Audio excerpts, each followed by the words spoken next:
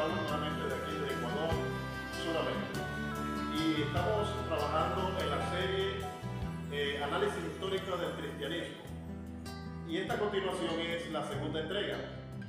Pero antes de mencionar cómo se llama esta segunda entrega, quiero traerles a colación también en referencia a la promoción que veníamos realizando. Y es que la historia siempre es contada por los vencedores. Y los vencedores generalmente no cuentan la historia como es. Nosotros pues como pentecostales apostólicos debemos de tener identidad de quiénes somos y dónde venimos, y quiénes somos nuestros antecesores. Pues si somos la iglesia de Cristo, tiene que haber también registro histórico, porque la Escritura dice que las puertas del infierno no prevalecerán contra la iglesia del Señor. Y Dios siempre, a través de los siglos, desde que comenzó esta iglesia en el aposento alto, ha tenido seguidores y ha tenido prominentes servidores y servidoras. Y esta segunda entrega tiene por nombre: los modalistas unicitarios fueron los sucesores de los apóstoles y no los trinitarios. Y es un nombre y es un título que nos llama poderosamente la atención, porque se nos ha presentado una historia por mucho tiempo a favor de lo que es el credo, el catolicismo romano y la doctrina de la Trinidad. Y precisamente, investigando esta historia, acuciosamente, dedicado muchos días, consultando aquí, consultando por allá, tratando de buscar una explicación, he hallado evidencias que la iglesia que predica la unicidad de Dios y el bautismo en el nombre de Jesucristo es la iglesia que sucedió a los apóstoles del Señor Jesucristo. Y a continuación quiero mostrarles nombres de referentes historiadores de la patrología que no son precisamente de la iglesia Pentecostal Unida o de la iglesia del nombre de Jesús en cualquiera de sus organizaciones, sino que son historiadores. Bueno, aquí está. Quiero mencionar las fuentes primarias de la cual extraje la información. ¿Y por qué nosotros decimos que la iglesia del nombre de Jesucristo somos los sucesores de los apóstoles? No basado en un criterio propio o armado construido, no. Porque tenemos que ser críticos a la hora de estudiar la historia y la patrología. Pero está demostrado, y yo les voy con evidencias, quiero insistir en esto, en demostrarles de que esa historia que nos contaron desde el punto de vista de la Iglesia Católica es una historia mala, es una historia mal proyectada, es una historia maquillada que no representa la realidad. Y tengo aquí semiarrianos, trinitarios y también unicitarios, modalistas, que hablaron acerca de que los sucesores de los apóstoles fueron los monarquianos, es decir, los unicitarios. Entre ellos tenemos, miren, Orígenes de Alejandría, tenemos Tertuliano, Clemente de Roma, Matetes, Arístide de Atenas, Melitón de Sardes, Hipólito. Tenemos también la Enciclopedia Católica, Enciclopedia Británica. Tenemos también Comodiano, el poeta, el pastor de Germa, Prisciliano de Ávila.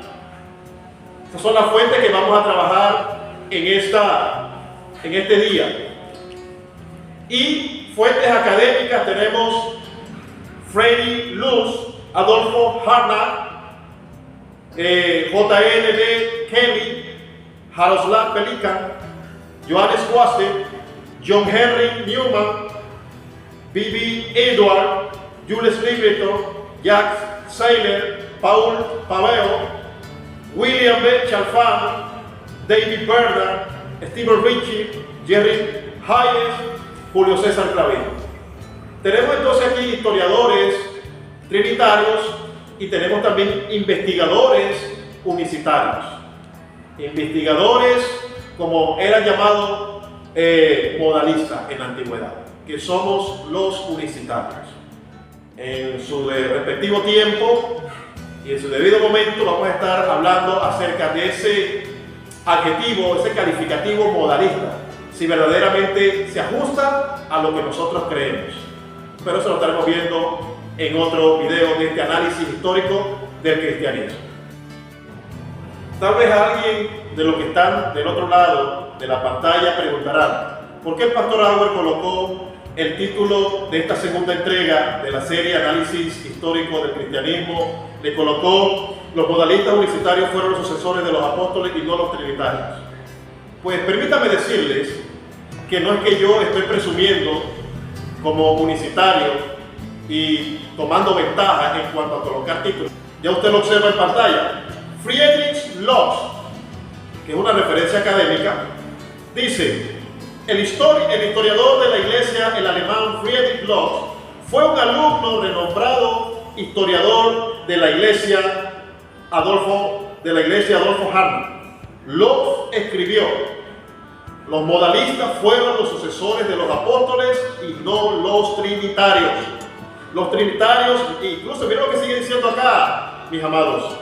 Los trinitarios expropiaron el término católico, que significa universal, entre paréntesis, de los escritos de Ignacio Antioquía, de quien vamos a estar hablando un poco más adelante. Cuando crecieron en poder y en número, calificaron a los modalistas que predicaban a un Dios como herejes y denominaron a su grupo como católico. Ojo, esta persona, Friedrich Lotz, no es unicitario, es un historiador y de renombre, un conspicuo estudiador de la patrología. Y ahí está la fuente, por si usted quiere considerarla. Examínenla ahí abajo en la lámina. Entonces, yo tomé el título de lo escrito en la historia de la iglesia primitiva de Friedrich Lotz. Tomé el título: los modalistas fueron los sucesores de los apóstoles y no los trinitarios. ¿Sí? Entonces continuamos con la siguiente lámina. Y ahora, como ustedes ven en pantalla, Adolf von Harnack. Este Adolf von Harnack fue profesor de Friedrich Lotz, el que dijo anteriormente que los sucesores de los apóstoles fueron los modalistas unicitarios y no los trinitarios. Ahora miren la afirmación, y quiero que usted lea conmigo ahí en pantalla de lo que dijo Harnack. Dice, escribió: en el monarquianismo modalista, entre paréntesis, la teología de la unicidad, para los que no conocen lo que es el modalismo, son los unicitarios o los monarquianos, fue una vez abrazado por la gran mayoría de los cristianos. Y Harnack tampoco es unicitario, es un investigador de la patrística o la patrología. Y ahí está la fuente que usted puede acudir también a revisar. Continuamos con Jaroslav Pelikan, otro académico, investigador, historiador de la patrística o de la patrología. Fíjense lo que dice bien este hombre y leamos. Muchos de los pasajes de los antiguos escritores cristianos suenan como a monarquianismo modalista. Ojo y oído. Muchos de los pasajes de los antiguos cristianos o escritores cristianos suenan como monarquianismo modalista. El surgimiento de la tradición católica, volumen 1, página 177. Usted también la puede chequear. Y también dice Pelikan: el monarquianismo modalista resulta haber sido una sistematización de la creencia cristiana popular en la antigua teología cristiana. Énfasis añadido, y ahí está la fuente. Entonces tenemos otro académico que también está hablando en consonancia con los otros. ¿Y qué puede pasar acá? Ellos están reconociendo que la iglesia monarquiana, que la iglesia unicitaria fueron los sucesores de los apóstoles. Ojo, esto es historia. Esto no lo están diciendo los unicitarios.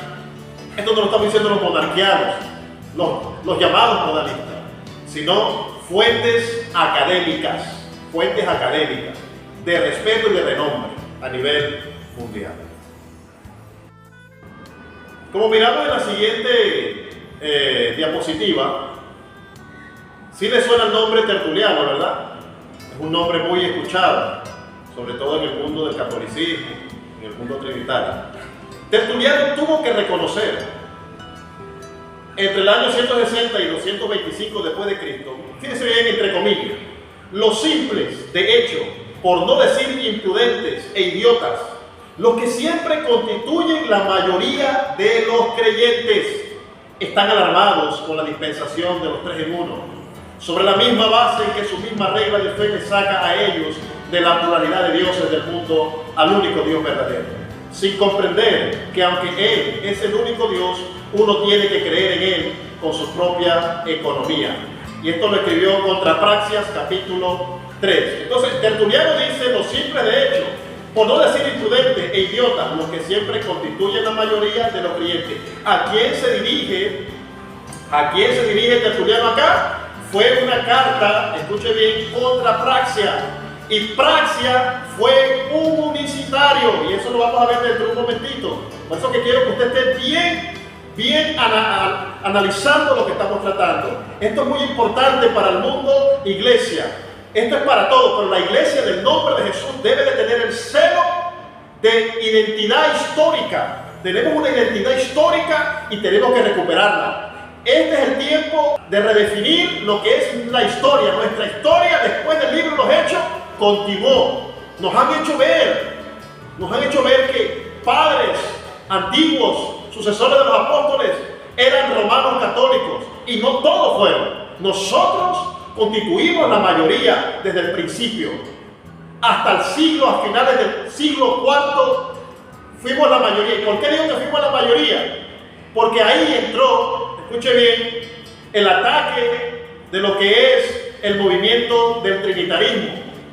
Después del concilio de Nicea, que también vamos a estar tratando, Tertuliano acá, cuando está hablando, quiero reiterar, los simples, de hecho, por no decir los imprudentes e idiotas, los que siempre constituyen la mayoría de los creyentes, se están haciendo referencia, cuando habla la mayoría de los creyentes, a los monarquianos, a los unicitarios. En la anterior lámina hablamos de lo que dijo Tertuliano, y también, para entender el contexto, tuve que citar a Orígenes. Pero ahora sí, miremos a continuación, ahí lo tenemos en pantalla, a Orígenes también con Tertuliano. Escuchen. Según los escritores semiarrianos, Tertuliano, 160 de 225 después de Cristo, y Orígenes, miren lo que decían ellos: los unicitarios modalistas siempre constituyeron la mayoría de los creyentes en Occidente. Tertuliano contra Praxias. Y fueron la corriente general de los cristianos en el Oriente. Orígenes, comentario del Evangelio de Juan, libro 1, capítulo 23. Entonces, Tertuliano y Orígenes manifestaron estas dos expresiones que usted está leyendo ahí en este momento. ¿Sí? La corriente, el grupo unicitario, éramos la mayoría después de los apóstoles. Continuamos con Orígenes. Observe usted esta lámina. Me pregunto por la estupidez de la corriente general de los cristianos, decía Orígenes. Dice, entre corchetes, la mayoría de los cristianos, en esta materia no andaré con rodeo, no es más que la estupidez. Procede de manera diferente y pregunta: ¿qué es el Hijo de Dios cuando se llama a la palabra? El pasaje que emplean es de los Salmos. Mi corazón ha producido una palabra buena. Se imaginan que el Hijo de Dios es la expresión del Padre pronunciada, por así decirlo, en sílabas y en consecuencia. No permiten alguna hipóstasis, es lo mismo que sustancia, del ser independiente, ni tienen clara su esencia. Yo no quiero decir que ellos confundan sus cualidades, sino el hecho de que tienen una esencia propia. Ahí está la fuente, observe usted y lea con cuidado. Seguimos con Orígenes. Orígenes escribió contra Celso.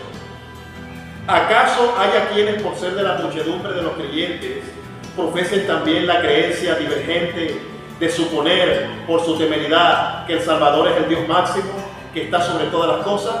Pero nada semejante profesamos nosotros, que creemos al que dice: el Padre que me ha enviado es mayor que yo. Entonces, fíjense bien que Orígenes era un detractor de la unicidad de Dios, del monarquianismo, de que Dios es una absoluta esencia, única, absoluta esencia. Y él dice que de quienes por ser la muchedumbre de los creyentes profesen también la creencia divergente de suponer, por su temeridad, que el Salvador es el Dios máximo. Él decía que los unicitarios, al creer eso, es una temeridad, es una imprudencia. Entonces ya eso queda para análisis histórico.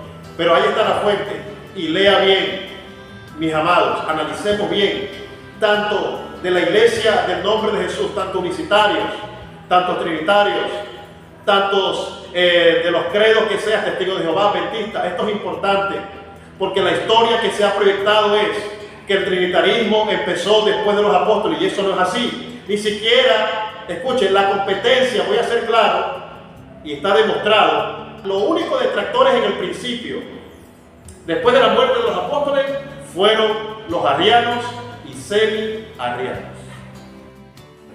Esta siguiente lámina ya empezamos a ver a los exponentes de la unicidad, los antiguos exponentes, los antiguos paladines de la unicidad.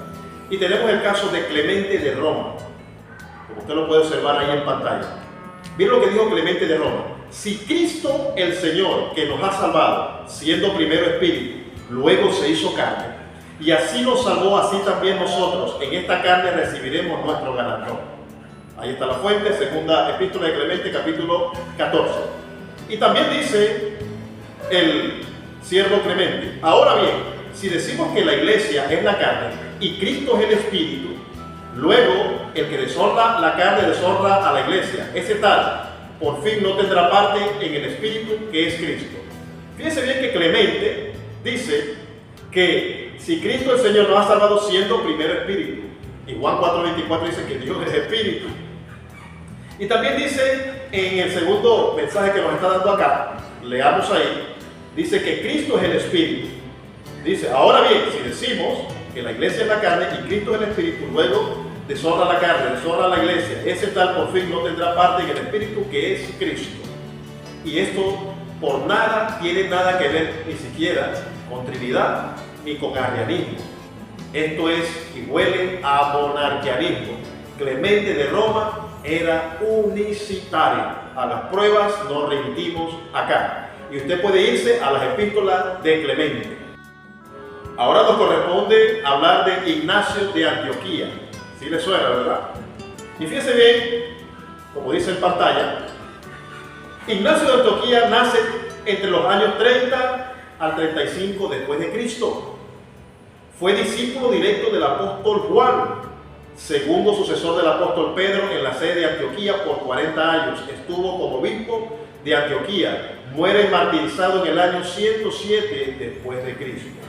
En su carta a los Magnesios, capítulo 8, Ignacio dijo que hay un solo Dios que se manifestó a través de Jesucristo, su Hijo, que es su verbo, que procede del silencio. Y a Policarpo, capítulo 3,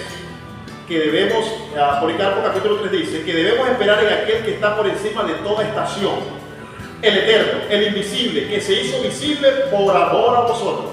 También a los Efesios capítulo 7 digo, solo hay un médico de la carne y del espíritu, engendrado y no engendrado, hijo de María e hijo de Dios, primero pasible y luego impasible, Jesucristo nuestro Señor.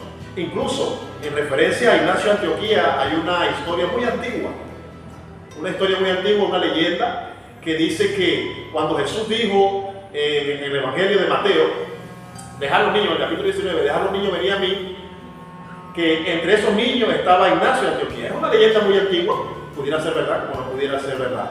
Lo cierto es que Ignacio de Antioquía era 100% unicitario. Fíjese bien, dice, hay un solo Dios que se manifestó a través de Jesucristo, su Hijo, que es su verbo, que procede del silencio. Y a Policarpo capítulo 3, dice que debemos esperar en aquel que está por encima de toda estación, el eterno, el invisible que se hizo visible por amor a nosotros. Y dice la Biblia que solamente hay un Dios invisible. Dice el apóstol Pablo en 1 de Timoteo, a quien los hombres no pueden ver, a quien ninguno de los hombres podemos ver. Él es la imagen del Dios invisible. Entonces, el único que es invisible ha sido Dios. ¿Sí? Pero el invisible se hizo visible, dice Ignacio de Antioquía. Y esto es unicidad 100%. Policarpo de Esmirna, 65 a 155 después de Cristo. Durante 86 años ha servido a Cristo y nunca durante 86 años he servido a Cristo, y nunca me ha hecho ningún mal. ¿Cómo quieres que reniegue de mi Dios y Salvador? Esto lo dijo, y ahí está la fuente. Butler, Vida de los Santos. San Policarpo, obispo de Esmirna. Ahí está, el enlace.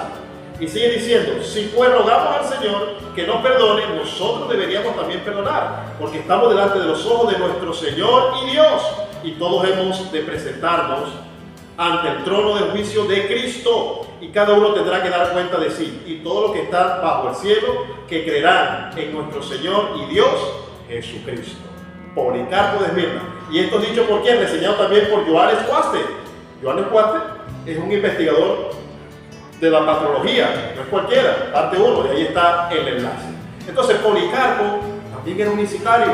Algo que me ha llamado la atención a mí de los paladines unicitarios de la antigüedad, los sucesores de los apóstoles, es que el catolicismo romano los ha arropado y los ha presentado como si fuesen ellos trinitarios o defensores de un catolicismo. Incluso leímos al principio, mis amados, ahí está la fuente, que la palabra católica incluso fue hasta secuestrada de los unicitarios, porque Ignacio de Antioquía la usaba. Y esto es reseñado por Friedrich Lutz en el principio. Ahora, Policarpo también fue unicitario. Y vamos a seguir tratando con otros paladines, otros generales, padres de la iglesia, sucesores de nuestros hermanos apóstoles del Cordero. Ahora continuamos con Matetes. En la epístola a Diogneto, 100 después de Cristo, ahí ustedes pueden observar. Miren lo que dice Matetes. Habiéndonos mostrado ahora al Salvador que puede salvar aún lo imposible, por ambos lados quiso que tuviéramos fe en su bondad y le miráramos como a nuestro sustentador, Padre, Maestro, Consejero, Médico, inteligencia, luz, honor, gloria, fuerza, vida. Y está hablando del Salvador. Y fíjense bien que Matetes le dice que también es Padre. Dice sustentador, Padre, Maestro, Consejero, Médico, inteligencia, luz, honor, fuerza y vida. Y todos esos calificativos Matetes se los aplica al Salvador. Y el Salvador es Jesucristo. Y esto es 100% unicidad. Miren que también dice Matetes, en la parte de abajo, subrayado en rojo, el que es siempre eterno, que es hoy reconocido como Hijo. Esto está poderoso.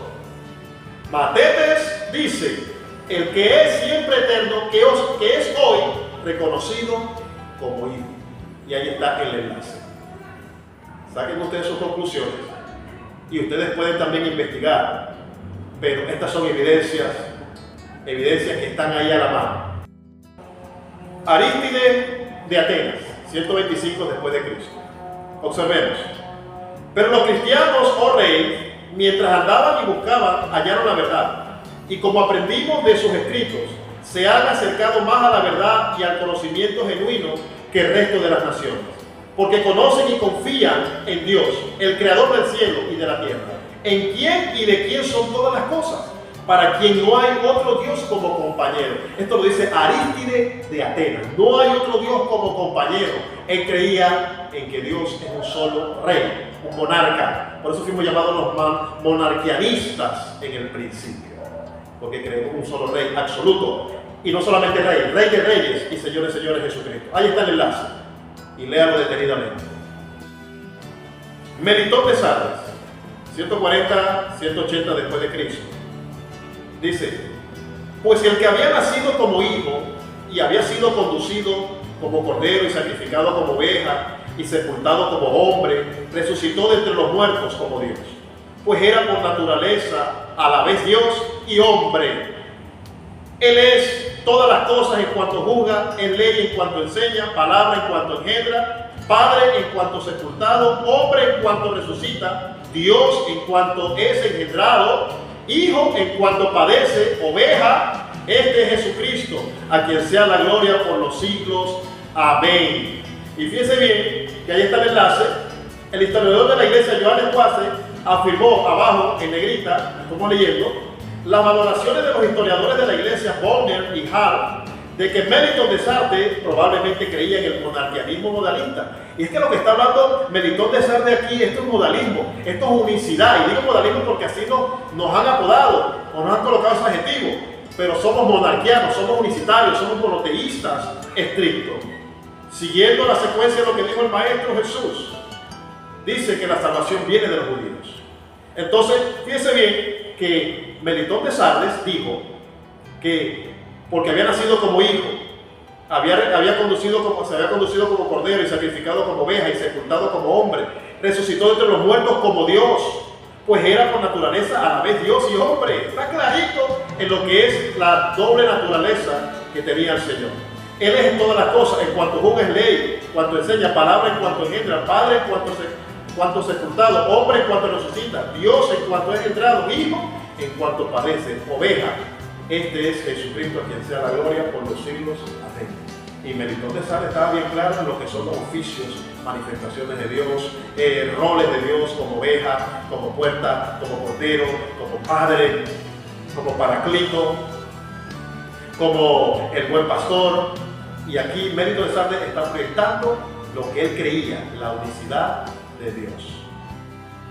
Ahora nos encontramos como monarquianos unicitarios, Ceferino, Calixto y Calixto. Vamos a tocar, pero miren lo que dice acá J.N.D. Kelly, un investigador, patrólogo, quien reconoce, note bien esto, y podemos leer, y ahí está el enlace, ahí está la fuente, quien reconoce que el monarquianismo fue la fe de los apóstoles de nuestro Señor. Ojo y oído. Al escribir sobre los obispos romanos, Ceferino y Calixto, 198-222 después de Cristo, afirmó que Ceferino y Calixto eran conservadores que se aferraban a una tradición monárquica, es decir, unicitaria, que precedió a todo el movimiento de pensamiento inaugurado por el apologista. Y J.N.D. Kelly, patrólogo, reconoce que los sucesores de los apóstoles eran los monarquianos. Continuamos ahora con Ceferino, Calixto, pero esta vez vamos también a tocar a Víctor, estos paladines unicitarios de la antigüedad. Y fíjense bien lo que dice acá esto, de Harnack, un patrólogo que tocamos en el principio. Dice, en la iglesia romana se opuso a ellos, especialmente el presbítero Hipólito, que intentó demostrar que la doctrina promulgada por ellos era un error revolucionario. Pero las simpatías de la gran mayoría de los cristianos romanos, en la medida que podían tomar parte en la disputa, estaba del lado de los monarquianos. Ojo y oído, la mayoría de los cristianos romanos, en la medida que podían tomar parte en la disputa, estaba del lado de los monarquianos, de los unicitarios. E incluso entre el clero solo una minoría apoyaba a Hipólito. Hipólito no era unicitario. El obispo Ceferino, aconsejado por el prudente Calixto, estaba dispuesto como Víctor, también unicitario Víctor, su predecesor, a favor de las opiniones modalistas. Esto es algo tan poderoso porque se está redefiniendo la historia. La historia, quiero insistir, no es como nos la contaron desde la óptica o de los lentes del catolicismo. No de los lentes de los trinitarios.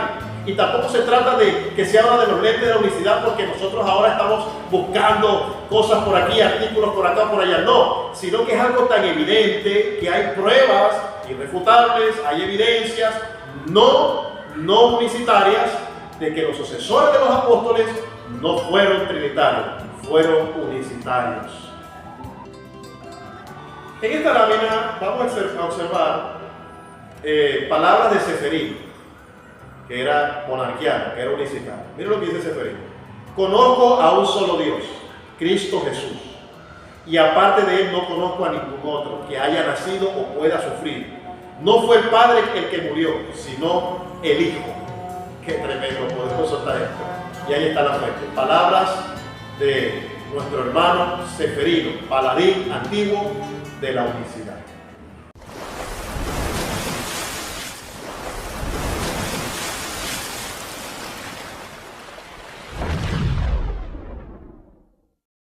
Likey